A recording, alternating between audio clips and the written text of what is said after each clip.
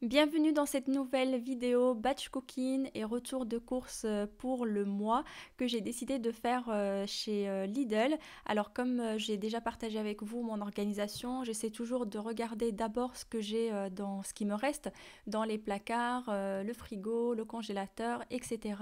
Ça me permet de faire un état des lieux, ça déclenche aussi quelques idées de recettes et ça me permet d'éviter d'acheter des ingrédients que j'ai déjà en stock.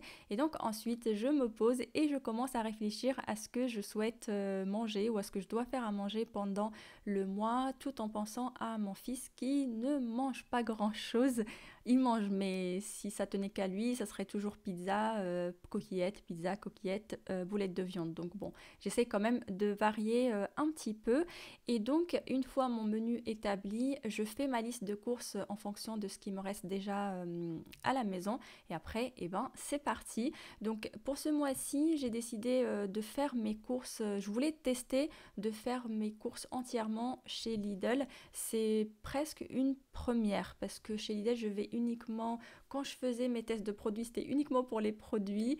Et sinon, petit à petit, j'ai découvert qu'ils avaient des fruits et des légumes qui étaient de bonne qualité. Donc j'allais chez eux uniquement pour ça. C'est vrai que je ne suis pas très familière avec leurs produits. Et puis j'ai été déçue quelques fois. Donc c'est pour ça, voilà, j'étais pas très motivée. Mais bon, je me suis dit, j'y vais. Comme ça me permettrait aussi de voir un petit peu combien ça coûte sur le mois, etc. Et donc, j'ai acheté quasiment tout ce dont j'avais besoin. J'ai quasiment tout trouvé, mais en fait c'est ça que j'apprécie pas trop en fait dans les petits magasins. Bon, c'est pas un drame, hein, c'est c'est comme ça, c'est petit, c'est petit. C'est en fonction de leur arrivage un petit peu, en fonction de, je pense, comment ils négocient leur prix et tout ça. Donc, il y a pas mal de produits que moi je considère des produits de base qu'on peut facilement ne pas trouver. Et donc là, par exemple, en fonction de mon menu, pour certaines recettes que je voulais absolument faire, il me manquait quelques petits ingrédients. Du coup, je suis passée par Leclerc pour compléter mes courses. Donc j'ai de la chance, je vous l'ai déjà dit, le Lidl et le Leclerc, ils sont sur le même boulevard, donc je ne fais pas de détour en fait pour aller d'un magasin à un autre, donc ça c'est cool. Et ce qui est pas cool, c'est que bah voilà, on fait les courses dans un magasin, après il faut aller dans un autre, descendre, se garer, etc. Et puis mon Leclerc, je vous l'ai déjà dit, il est géant, donc on perd beaucoup de temps. Mais là, pour quelques petites recettes, j'avais vraiment besoin d'ingrédients, donc je l'ai fait. Après ça, eh ben, j'ai acheté aussi tout ce qui est viande. J'ai pas acheté beaucoup parce qu'il me restait un petit peu du mois dernier. Et comme c'est le Ramadan, c'est un mois pendant lequel on apprend à consommer beaucoup moins que d'habitude. Et c'est pour ça que voilà, j'ai pas acheté j'ai acheté peu de blanc de poulet et de viande hachée. Et avec ce qui me restait un petit peu dans le congélateur, ça va le faire pour le mois. Je vous montre un petit peu de plus près ce que j'ai acheté. Alors des bâtonnets de poisson pané et puis les autres c'est en façon meunière. J'avoue que c'est très rare que j'achète ça parce qu'au niveau de la composition et tout ça c'est pas forcément top, mais ça reste pratique. On prépare un petit peu de semoule, quelques légumes sautés et voilà, on est prêt à passer à table. Bon, j'ai vu que c'était score B et j'ai mis dans le caddie, j'ai même pas regardé vraiment les ingrédients. J'avoue que ces derniers temps, j'ai juste envie de respirer, de lâcher un peu prise, d'arrêter de me prendre la tête avec tout ce qui est composition et tout ça. En fait, c'est trop prise de tête et j'ai l'impression qu'il n'y a rien qui va. Tout est toxique, tout est mal fait, tout est... Bref, je me dis au bout d'un moment, il faut manger, on n'a pas le choix de toute façon, on fait de notre mieux. Je cherche aussi tout ce qui est local, Enfin, j'essaye, c'est pas tout le temps évident. Et puis, je fais attention aussi de la provenance, surtout ces derniers temps. J'essaie de boycotter pas mal de produits. Et c'est vrai que c'est pas évident. Il y a tout le temps. C'est difficile en fait de connaître réellement l'origine, sachant que, il y a beaucoup de mensonges sur ça et tout. Donc, ce qu'on voit sur le paquet, c'est pas ce qui est réel. Il y a des étiquettes qui sont cachées pour qu'on voit pas forcément l'origine. Bref, ça part en, ça part en cacahuète. J'aime pas parler comme ça, mais voilà. Et je vous avoue que j'ai un trop plein de tout. Et donc là, pendant les courses, bon, j'ai fait quand même un petit peu attention aux provenances, mais j'avoue qu'au quotidien, c'est pas forcément évident. Donc j'ai fait comme j'ai pu et tout ça pour vous dire pourquoi j'ai pris du poisson pané. Mon Dieu, mais je vais où là? Bref, donc je vous montre pas tout en détail. J'ai pris aussi tout ce qui est chocolat noir, les noix, noisettes et tout ça. Pas noisettes, noix de cajou et les amandes, les cacahuètes aussi. C'est vrai que ça, on les consomme assez, on consomme beaucoup. Et ceux de chez Lidl, ils sont plutôt pas mal. Et là, pour les lentilles corail, j'ai envie de tester un pain à base de lentilles corail. Donc là, c'est la première vidéo. Dites-moi si vous voulez voir une deuxième partie, comme ce que j'avais fait avec la toute première. Donc si vous êtes nombreux à me dire que vous voulez la deuxième partie, c'est dans ça que j'essaierai de partager un petit peu donc la finalisation du batch cooking qu'on va faire aujourd'hui et aussi les quelques recettes que je vais réaliser. Et donc tout ça, en fait, j'ai acheté chez Lidl et après je suis passée à Leclerc pour acheter les quelques ingrédients qui me manquaient et notamment le céleri branche. Ça, c'était indispensable pour la recette que je vais faire aujourd'hui. Aussi les anchois, en fait la mozzarella et alors j'avais besoin de ricotta, il n'y avait pas chez Lidl et le mozzarella il y en avait, c'est juste que j'ai oublié de le prendre. Voilà, donc ça fait 1, 2, 3, 4, ça fait 5 ingrédients de chez Leclerc, plus le jus de citron, ça c'est pour mon mari, il adore ajouter ça dans l'eau et il n'y avait pas chez Lidl. Donc voilà, pas grand chose finalement, mais voilà, j'ai fait quand même 2 magasins. Donc je vais ranger tout ça et c'est parti pour la préparation.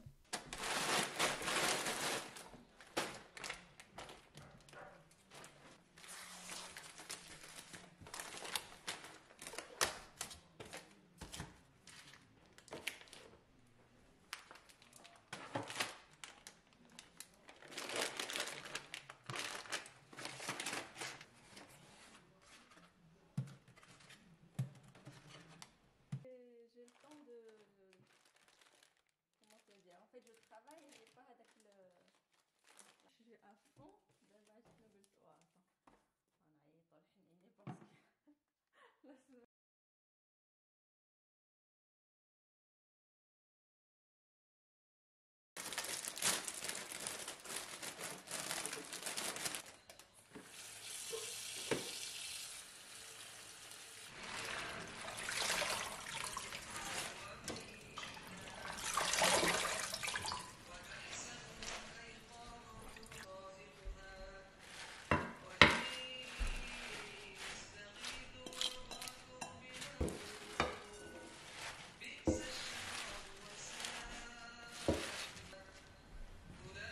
Là, pour commencer, je vais faire cuire les épinards. Donc, je les mets à fondre dans mon grand wok, à peu près une petite dizaine de minutes. C'est vraiment le temps de les faire ramollir. On n'a pas besoin de les cuire complètement. Et ça va être pour préparer des lasagnes végétariennes. Donc, une fois que les épinards ont bien fondu, s'il y a beaucoup d'eau, n'hésitez pas à les égoutter et à les laisser refroidir. Et à côté, je prépare une sauce tomate. Donc, j'ai mis de l'huile d'olive, de la pulpe de tomate, du sel, du poivre, quelques 2 feuilles de laurier sauce et ras el hanout. Et j'avais en fait hier j'ai utilisé le concentré de tomate, j'avais besoin juste d'une cuillère et le reste donc je l'ai gardé et je l'ajoute dans la sauce tomate, mais ce n'est pas obligatoire. En ce qui concerne les épinards, je viens les découper, ça permet après d'avoir, c'est plus facile lors de la découpe des lasagnes. Et donc je viens les mélanger avec la ricotta, encore du ras el hanout, du sel et c'est tout. vous pouvez mettre aussi du poivre. On mélange bien et n'hésitez pas à goûter pour rectifier l'assaisonnement. C'est vrai que cette recette-là, elle peut facilement être fade si elle n'est pas bien assaisonnée.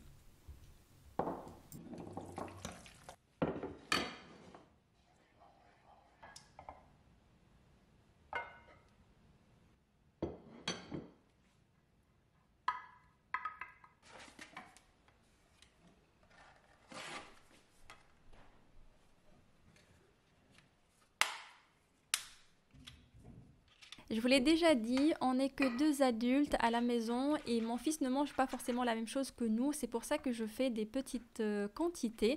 Donc là, les recettes que je vais vous proposer aujourd'hui, ça va être principalement des recettes qui vont aller au congélateur et que je vais sortir de temps en temps dans le mois. Donc n'hésitez pas à adapter les quantités en fonction du nombre de personnes que vous êtes dans le foyer, mais aussi si vous souhaitez faire plusieurs plats. Par exemple, si vous avez assez de plats comme ça à gratin ou qui vont au four, n'hésitez pas à faire une grande quantité de farce et tant qu'à faire, faire peut-être 2 plats de lasagne ou 3 plats. Vous les mettez au congélateur, ça se congèle super bien et le jour J, il suffit juste de les sortir, de les mettre au four et soit de finir la cuisson si vous n'avez pas cuit à 100% le jour du batch cooking ou alors juste réchauffer à 150 degrés. Donc pour ma part, là c'est prêt, donc je vais mettre au four, ça va cuire. Normalement, je voulais pas cuire à 100%, mais comme j'étais occupée à avancer sur les autres recettes, je n'ai pas sorti mon plat tout de suite, donc ça a un tout petit peu commencé à cramer sur les contours et puis ça a bien craquelé, mais ce n'est vraiment pas grave parce que le jour J, je vais ajouter du fromage et tout ça et ni vu ni connu. Mais sinon, donc normalement, il faut pas cuire, enfin normalement, vous n'avez pas besoin de cuire à 100% parce que le jour J où on va consommer cette recette-là, on va forcément la réchauffer et donc elle va continuer à cuire. Là, je laisse bien refroidir et ensuite je vais tout simplement bien filmer mon plat et le mettre directement au congélateur.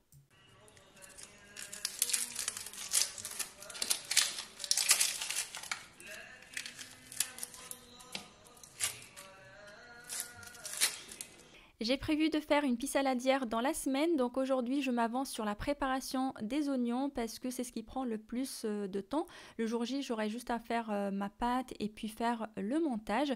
Donc pour les oignons, je les fais revenir quelques petites minutes avec de l'huile d'olive et ensuite j'ajoute les épices, j'ai mis du sel et du poivre. Je laisse revenir encore un petit peu et ensuite je vais prélever un peu pour une autre recette que je vais préparer tout à l'heure et ensuite j'ai ajouté du thym séché, des feuilles de laurier sauce. Je mélange, je ferme et je laisse encore compoter une bonne vingtaine de minutes. Il faut penser à remuer de temps en temps pour éviter que ça ne colle et surtout faites ça sur feu assez doux pour éviter quelques petites catastrophes qui peuvent arriver quand on est en train de préparer plusieurs recettes pendant le batch cooking. Voilà, les oignons sont cuits, je les ai laissés bien refroidir et là je les mets dans une boîte de conservation et direction le frigo jusqu'au jour J. Alors avec la farce que j'ai gardée, je vais faire un autre feuilleté que je vais congeler. Dans la farce, je vais ajouter du gruyère râpé et également les oignons que j'ai prélevés. Je mélange bien et je vais tout simplement découper la pâte en 4. Je vais faire des boules que je vais mettre dans mon moule à cake et je filme bien le tout et ça va aller au congélateur. Et le jour J, il suffit de préchauffer le four à 180 degrés, de sortir le moule, de le mettre directement au four. Il n'y a pas besoin de décongélation et il faut compter à peu près 25 à 30 minutes. Ah oui, et avant d'enfourner, n'hésitez pas à badigeonner le tout avec un jaune d'œuf pour avoir une belle dorure. Là, je vais préparer la base de la harira. C'est une soupe qui est beaucoup consommée dans les pays du Maghreb et surtout pendant le mois du Ramadan. Bon, je ne la fais pas dans la règle de l'art, hein, je la fais à ma façon. D'ailleurs, j'ajoute des carottes, ça normalement chez moi au Maroc, on ne le fait pas. Mais j'avais ces petites carottes qui traînaient dans le fond du frigo, il fallait absolument les utiliser. Donc, je les ajoute, ni vu ni connu. Donc, pour la base, pareil, il y a tout un processus pour la réaliser. Mais on est dans un batch cooking, donc je fais à ma manière pour aller assez rapidement Et ce que je fais, donc je mixe tous mes ingrédients et après je les mets directement dans la cocotte minute. Normalement, si on veut bien faire, on mixe uniquement au début les oignons, on les fait revenir un petit peu dans du beurre et après on ajoute petit à petit les autres ingrédients. Mais bon, là aujourd'hui on a besoin d'aller vite. Donc j'ai mixé tout et toute la botte de céleri branche, c'est vraiment ça la base de cette soupe là et qui donne un très bon goût. Pour les pois chiches, donc ce sont des pois chiches secs que j'ai achetés pendant les courses. Il faut bien les rincer et de les faire tremper la veille de la réalisation de votre batch cooking. C'est très important parce que ça permet de réactiver les graines, de les rendre plus digestes, mais aussi de gagner en temps de cuisson. Alors ce n'est pas obligatoire, mais j'ajoute des petits morceaux de viande parce que c'est la soupe préférée de mon fils et s'il n'y a pas de viande, il fait la tête. Donc j'ai ajouté des petits morceaux de viande. En épices, je mets de la cannelle, du sel, du curcuma et du gingembre. Comme c'est une base, il ne faut pas hésiter à mettre la dose d'épices. Mais de toute façon, le jour J, il va falloir forcément rectifier l'assaisonnement parce qu'on va ajouter de l'eau, on va ajouter de la pulpe de tomate, etc. Donc, on sera obligé de corriger, on va dire. Non, corriger, c'est quoi que je voulais dire? Ah oui, voilà. Rectifier, ça fait plus classe. Bon, donc je mélange bien et au niveau de l'eau, on va pas ajouter beaucoup d'eau, c'est vraiment pour couvrir un petit peu parce que là dans l'autocuiseur, ça va rendre pas mal d'eau et on n'a pas besoin d'avoir une préparation trop liquide parce qu'il faut penser à comment dire, au stockage après. Donc pour ma part, je vais mettre dans des boîtes de conservation, sinon vous pouvez mettre dans des bocaux ou alors dans des sacs de sachets de congélation et donc le but c'est d'utiliser le moins de contenants possible. Pour la cuisson, on va partir sur à peu près 15-20 minutes maximum de cuisson. Normalement, ça va le faire. Surtout pour les pois chiches, si vous les avez bien fait tremper la veille, il n'y aura pas de souci. Mais quoi qu'il arrive, au bout de 15 minutes, vous pouvez ouvrir votre autocuiseur. Si les pois chiches sont bien tendres, vous pouvez arrêter la cuisson. Sinon, vous prolongez encore un petit peu 5 à 10 minutes. Voilà, la base est cuite. Je vais la mettre maintenant dans mes boîtes de conservation. Alors, pour la quantité que vous allez mettre dans les boîtes, ça va dépendre de combien de soupe vous souhaitez avoir le jour J. Pour ma part, j'aime bien que la soupe soit bien garnie là avec la base, donc je mets un peu la dose, mais vous pouvez mettre beaucoup moins dans chaque boîte. De toute façon, il ne faut pas trop remplir vos boîtes parce qu'on a pas mal de liquide et lors de la congélation, ça va gonfler et ça risque d'exploser. Là, je vais laisser bien refroidir et ensuite je vais fermer et mettre au congélateur. Et le jour J, il suffit de sortir une boîte pour faire la soupe. Et donc là, j'ai 1, 2, 3, 4, j'ai 5 boîtes pour faire le hayra. Là, j'en ai pour un siècle. Mon fils, il va être content parce que j'essaie de lui faire ça de temps en temps. Mais comme ça prend du temps, j'ai un petit peu la flemme à chaque fois. J'aime beaucoup quand vous partagez avec moi vos recettes dans les commentaires et donc allez, c'est parti, je me lance dans la préparation des gnocchis, c'est une première. J'ai regardé pas mal de recettes sur internet et sur YouTube et a priori, la meilleure façon de les faire est de faire une cuisson des pommes de terre au four. Comme ça, on n'a pas trop d'humidité et on a une bonne texture a priori. Donc après la cuisson, il suffit d'ouvrir les pommes de terre pour les refroidir et surtout pour pouvoir retirer la peau. Donc ce n'était pas évident parce que la peau était bien collée. J'ai essayé à la main et après j'ai commencé à gratter avec la cuillère et j'ai réussi à récupérer pas mal de chair. Ensuite, il faut bien écraser pour obtenir une belle purée, de préférence sans grumeaux parce que sinon ça se voit après sur les gnocchis. Je vous dis ça parce que j'ai pas bien écrasé ma pomme de terre donc ça se voyait un petit peu mais c'est pas dramatique. Donc je mets dans mon saladier et donc là le but en gros, on ajoute de l'œuf et de la farine. La quantité de farine, elle n'est pas très exacte parce que le but est d'obtenir une texture qui se tient bien, qui est assez souple, mais pas trop collante. Et comme j'ai fait très peu de pommes de terre, j'ai pas voulu ajouter tout l'œuf parce que j'avais peur d'avoir une préparation trop liquide et de devoir ajouter trop de farine. Donc j'ai mis que la moitié de mon œuf battu, j'ai bien mélangé. Là, je ne sais pas ce que j'ai fait avec la vidéo, mais j'ai ajouté aussi un petit peu de sel. Et ensuite, il suffit d'ajouter la farine petit à petit jusqu'à ce qu'on obtienne une bonne texture. Et en ce qui concerne la farine, là j'utilise donc toutes les recettes que j'ai vues, c'était avec de la farine classique. Oui, je voulais ajouter la farine petit à petit, mais j'ai tout mis d'un coup. Bon, bref. Donc la farine classique, et là je me suis dit, tiens, bon, et si j'essayais avec de la farine de sarrasin pour voir ce que ça va donner. Après tout, ça peut fonctionner. Mais bon, c'est vrai que la farine de sarrasin a une texture qui est assez particulière. Je prenais trop de risques, mais ce jour-là, j'étais d'humeur à tester, même si c'était une première fois. Au lieu de bien suivre la recette et voir comment ça fonctionne, non, non. Dès le départ, je décide de faire un peu à ma tête. Donc, on continue à travailler jusqu'à ce que toute la purée de pommes de terre absorbe la farine.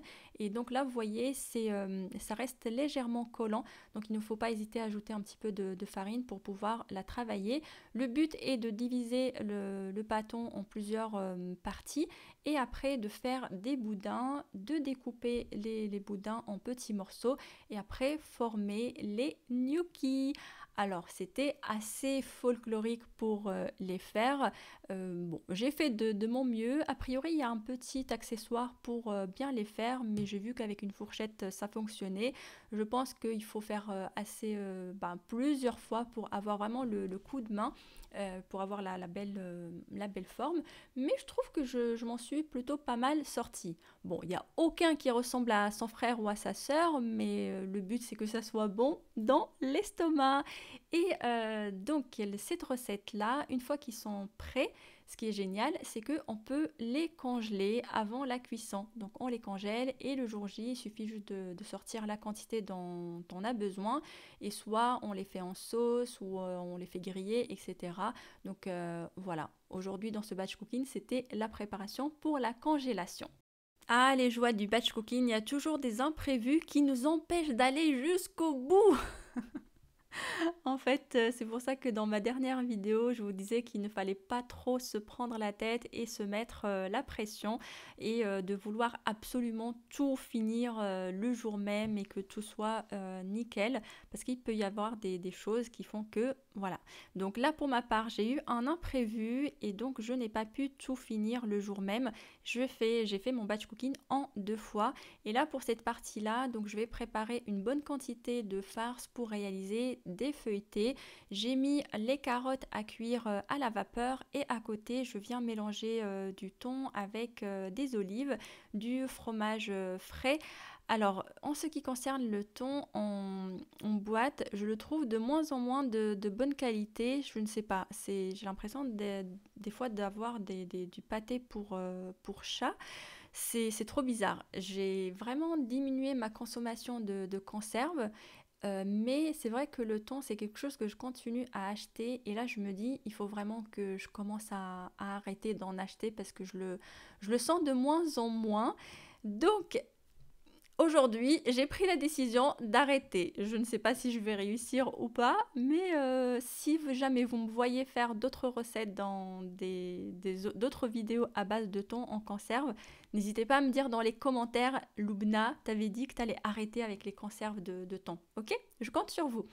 Donc là, c'est très très simple. C'est ça qui est cool avec les feuilletés, c'est qu'on met la farce, on ferme la pâte et on met directement au congélateur et c'est le jour J qu'on fait la cuisson. J'ai trop parlé et je vous ai pas dit ce que j'ai mis dans la farce. Les carottes, je les ai mélangées avec le fromage frais. Le fromage frais, je ne l'ai pas mis avec le thon. Ça va dans tous les sens. Donc une couche de carottes, une couche de thon avec les olives. Je viens hydrater un peu le contour de la pâte feuilletée et ensuite il suffit de bien souder. Et donc là, avec la quantité que j'ai réalisée, j'ai pu faire deux feuilletés bien garnis. J'aurais pu faire 3, mais là, bon voilà, j'étais très généreuse ce jour-là. Je voulais que le feuilleté soit bien rempli. Alors un défeuilleté, je vais le mettre au congélateur, mais comme la pâte s'est bien ramollie avec la chaleur de la cuisine, je vais d'abord le mettre au frigo pour que ça durcisse de nouveau et après je vais pouvoir bien le filmer. Et pour le deuxième, c'est ce qu'on allait manger, donc je l'ai badigeonné avec un jaune d'œuf, je l'ai mélangé avec un petit peu d'eau et un petit peu de paprika pour la couleur.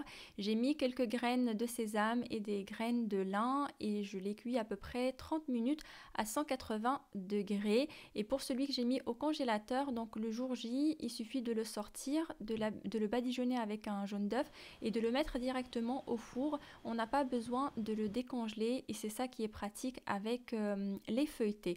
En ce qui concerne la pâte feuilletée donc, que j'ai achetée chez Lidl, je ne la trouve pas top. En fait, elle n'a pas un bon feuilletage et en fait, elle est presque caoutchouteuse, surtout sur les contours. On a l'impression quand on mange, en fait, c'est assez dur et presque, enfin, et c'est caoutchouteux. Je ne sais pas trop comment vous décrire la texture, donc un peu déçue par cette pâte-là. Si vous avez déjà essayé, n'hésitez pas à me dire ce que vous en pensez dans les commentaires. Et voilà ce que ça donne à l'intérieur. C'était super bon. Ça y est, j'arrive à la dernière étape de ce batch cooking. Je vais nettoyer le poulet. J'ai déjà partagé avec vous cette astuce pour désinfecter un peu le poulet et surtout retirer les odeurs. Donc je vais tremper le poulet minimum 1 heure dans de l'eau avec du gros sel et du gingembre fraîchement moulu. Je viens de le moudre. Et donc pendant ce temps-là, je m'occupe de la viande hachée. Donc là pour les épices, je vais mettre du gros sel et ma sœur m'a offert ces petits bocaux avec des épices. Donc celui-ci, ce sont les Tex-Mex pour changer un peu de mon Ras el Hanout et compagnie. Et donc là, je mets bien la dose parce que ça, c'est super bon. Et à côté, je vais tout simplement hacher un oignon, hacher la coriandre. C'est super bon aussi pour bien parfumer la viande hachée. Je vais bien mélanger et je divise la quantité en deux. Une partie, ça va être pour faire des boulettes de viande pour ne pas changer. Et l'autre partie, ça va être pour faire des briques. Donc, n'hésitez pas à me dire si vous voulez voir la préparation dans une prochaine vidéo. Sinon, il y a les recettes qui sont déjà disponibles sur le site internet. Donc, on mélange bien, on met dans les boîtes et ça va directement au congélateur.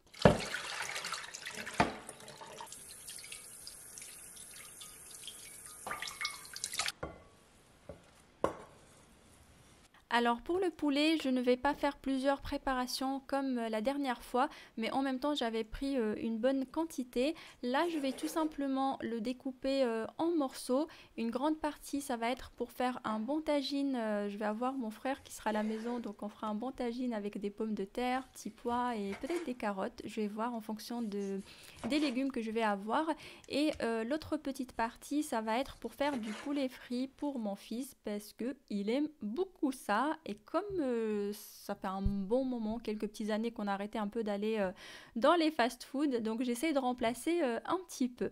Pour les épices, j'ai mis mon gingembre que je viens de moudre, je suis trop fière, je ne sais pas pourquoi.